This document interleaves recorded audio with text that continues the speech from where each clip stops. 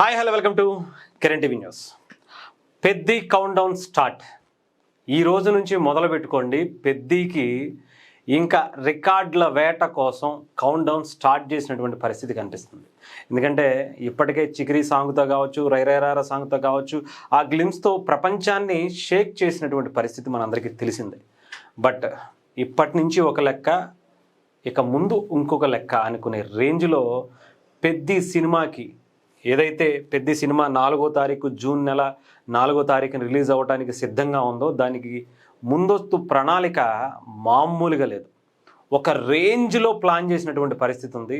దానికి తగ్గట్టుగా ఈ నెల 18వ తారీఖు ట్రైలర్ ఇప్పటికే గ్లిమ్స్తో ఎలాంటి రచ్చ చేశాడో, ఎలాంటి రికార్డ్స్ కొల్లగొట్టాడో, చికిరీ సాంగ్తో ఒక్క సింగిల్ లాంగ్వేజ్లోనే 200 మిలియన్స్ వ్యూస్ని తీసుకొచ్చినటువంటి చరిత్ర ఆ సినిమాకి. ఆల్రెడీ రికార్డుల వేట అప్పుడే మొదలెట్టేశారు. ఇక ముందు ఇలాంటివి ఇంకా చాలా ఉంటాయి.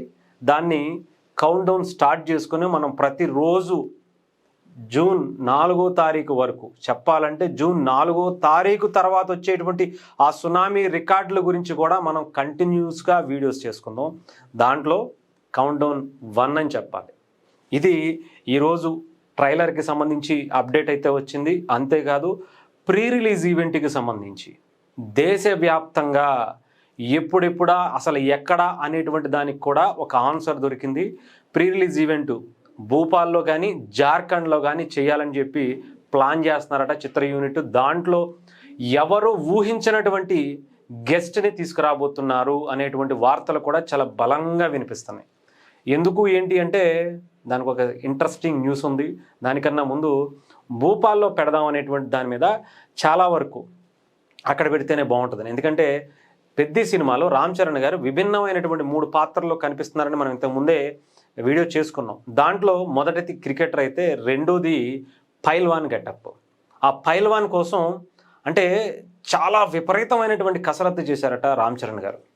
ఆ క్యారెక్టర్ ఎక్కువగా పైల్వాన్లు కూడా భూపాల్ అంటే మధ్యప్రదేశ్లో ఎక్కువగా పైల్వాన్లు ఉంటారని కూడా తెలుస్తూ ఉంది. అందుకని అక్కడ పెడితే, అది కూడా పైల్వాన్లందరినీ తీసుకొచ్చి ఒక స్టేజ్ మీద నుంచోబెట్టి మధ్యలో రామ్ చరణ్ గారు ఉండేటువంటి ఆ పిక్కు ఎలా ఉంటుందో ఊహించుకోండి. అలాంటి స్టేజ్ మీద దాన్ని ప్లాన్ చేయడం కోసం సిద్ధం చేస్తున్నారట. అదే ఒక లెక్క అయితే, దానికి మించినటువంటి కిక్ ఇచ్చే న్యూస్ ఏంటంటే ఎంఎస్ ధోని. క్రికెట్కి మనకి ఎంత అవినాభావ సంబంధం ఉంటుందో ప్రత్యేకించి చెప్పాల్సిన అవసరంలా. బట్ ధోని ఫ్యాన్స్కి కూడా అలాంటి పిచ్చ ఆరా ఉంటుంది. మనకి పవన్ కళ్యాణ్ గారు, చిరంజీవి గారు, లేదంటే ఆ రేంజ్లో ఉండేటువంటి సినిమా ఫ్యాన్స్కి సంబంధించినటువంటి ఆరాని మనం చూస్తాం. క్రికెట్లో ధోని గారికి ఉండేటువంటి ఫ్యాన్స్ కూడా అలాగే ఉంటుంది. ధోనికి ప్రత్యేకమైనటువంటి ఫ్యాన్ బేస్ ఉంటుంది. హిట్లు ఫ్లాపులతో పవన్ కళ్యాణ్ గారిని ఎలా అయితే మనం కంపేర్ చేయకుండా ఆయన ఫ్యాన్ బేస్ పెరుగుతూ ఉంటుందో, అలాగే ఆయనకి మ్యాచ్లు విన్ అవ్వటం, ఓడిపోవటం ఇలాంటి దాని మీద కాకుండా సపరేట్ ఫ్యాన్ బేస్ ఉంటుంది. ఎందుకంటే అలాంటి మంచి వ్యక్తి కాబట్టి. సో అలాంటి వ్యక్తికి సంబంధించినటువంటి ఈ మధ్యన మనం చూస్తున్నాం, చెన్నై టీంలో ఆయన ఆడతాడా, వస్తాడా, ఉంటాడా అనే దాని మీద చెన్నై టీం కూడా ఇదిగో ఈరోజు ఆడుతున్నాడు, ఇదిగో ప్రాక్టీస్ చేస్తున్నాడని రిలీజ్ చేస్తూ ఇప్పటి వరకు ఒక్క మ్యాచ్ కూడా ఆడించకుండానే ఒక రేంజ్లో ఫ్యాన్స్ని ఎంజాయ్ చేపిస్తూ స్టేడియంకి రప్పిస్తున్నటువంటి పరిస్థితి కూడా మనం చూసాం. అలాంటి ఫ్యాన్ బేస్ ఉన్నటువంటి క్రికెటర్ ధోని ఇప్పుడు ఒక క్రికెట్ పాత్ర వహిస్తున్నటువంటి పెద్ది రామ్ చరణ్ గారి కోసం ఆయన వస్తారని వార్తలు అయితే చాలా బలంగా వినిపిస్తున్నాయి. ఎందుకంటే ఒక విలేజ్ బ్యాక్డ్రాప్ క్రికెటర్గా రామ్ చరణ్ గారు కనిపించబోతున్నారు. అలాంటి క్రికెటరే మన ఎంఎస్ ధోని. జార్ఖండ్లో ఒక సాదా సీదాగా ఉండేటువంటి ఒక బిలో మిడిల్ క్లాస్ కుటుంబ సభ్యుడి నుంచి వచ్చినటువంటి ధోనికి కంపారిజన్గా ఈ సినిమా ఉండబోతుంది. ఎలాంటి పాత్ర దీంట్లో నటించబోతున్నారు ఒక క్రికెటర్గా అనేటువంటిది కూడా మనకు తెలుస్తూ ఉంది. సో దానికి సంబంధించి ఆయన వస్తే బాగుంటుంది అన్నట్టుగా కూడా ఆయన అప్రోచ్ అయినట్టుగా, ఎందుకంటే రామ్ చరణ్ గారికి ఎంఎస్ ధోనికి చాలా సాన్నిహిత్యం ఉందని కూడా మనందరికీ తెలిసింది. ఎందుకంటే ఇద్దరు కలిసి దాదాపు ఒక 10 ఏళ్ల క్రితమే యాడ్స్లో నటించారు.